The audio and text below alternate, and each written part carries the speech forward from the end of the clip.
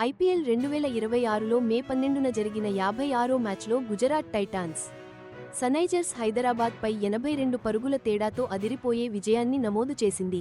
అహ్మదాబాద్లోని నరేంద్ర మోడీ స్టేడియంలో జరిగిన ఈ కీలక లీగ్ మ్యాచ్లో టైటాన్స్ భారీ స్కోరు చేసి సన్రైజర్స్ ఛేజింగ్ను కట్టడి చేసింది. ఈ గెలుపుతో గుజరాత్ టైటాన్స్ ఐపీఎల్ 2026 పాయింట్ల పట్టికలో అగ్రస్థానానికి దూసుకెళ్లింది. క్యాన్సర్ అవగాహన కోసం ప్రత్యేక లావెండర్ జెర్సీలు ధరించిన గుజరాత్ బ్యాటింగ్, బౌలింగ్ విభాగాల్లో అదిరిపోయే పర్ఫార్మెన్స్ చూపించింది.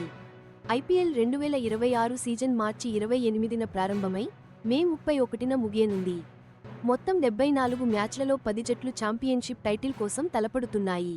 Sunrisers Hyderabad captain Pat Cummins toss గెలిచి ఫీల్డింగ్ ఎంచుకున్న తర్వాత గుజరాత్ టైటాన్స్ ఇన్నింగ్స్ అనుకోని విధంగా ప్రారంభమైంది. కెప్టెన్ శుభ్మన్ గిల్ కేవలం 7 బంతుల్లో 5 పరుగులకే అవుటై నిరాశపరిచాడు. అలాగే దూకుడుగా ఆడే జోస్ బట్లర్ కూడా 11 బంతుల్లో 7 పరుగులే చేసి పెవిలియన్ చేరాడు. దీంతో పవర్ ప్లేలోనే టైటాన్స్ ఒత్తిడిలో పడిపోయింది. అయితే ఆ తర్వాత మధ్య వరుస బ్యాట్స్మెన్ అద్భుతంగా పుంజుకున్నారు. సాయి సుదర్శన్ 44 బంతుల్లో 61 పరుగులతో కీలక ఇన్నింగ్స్ ఆడి జట్టును నిలబెట్టాడు. అతనికి వాషింగ్టన్ సుందర్ చక్కటి సహకారం అందించాడు.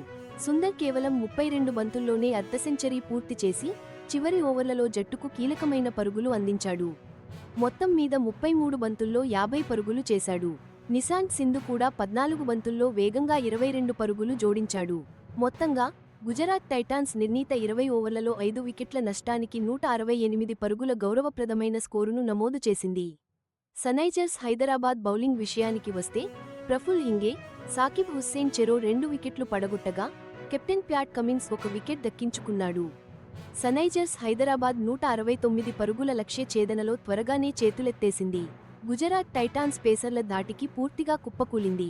మొదటి ఓవర్లోనే మహ్మద్ సిరాజ్ ప్రమాదకరమైన ట్రావిస్ హెడ్ను కేవలం 4 బంతుల్లోనే డకౌట్ చేసి సన్రైజర్స్ పతనానికి నాంది పలికాడు.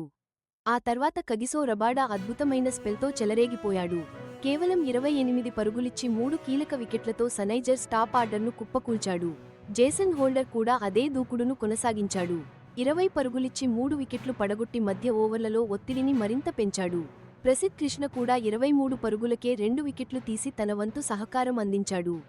సన్రైజర్స్ కెప్టెన్ పాట్ కమిన్స్ మాత్రమే కాస్త ప్రతిఘటించాడు. కేవలం 9 బంతుల్లో 19 పరుగులు చేసిన కమిన్స్, ప్రసిద్ధ్ కృష్ణ బౌలింగ్లో అవుటయ్యాడు. రషీద్ ఖాన్ చివరి వికెట్ తీసి లాంఛనం పూర్తి చేయడంతో సన్రైజర్స్ హైదరాబాద్ 14.5 ఓవర్లలో కేవలం 86 పరుగులకే ఆలౌట్ అయింది. దీంతో గుజరాత్ టైటాన్స్ 82 పరుగుల భారీ తేడాతో ఘన విజయం సాధించింది.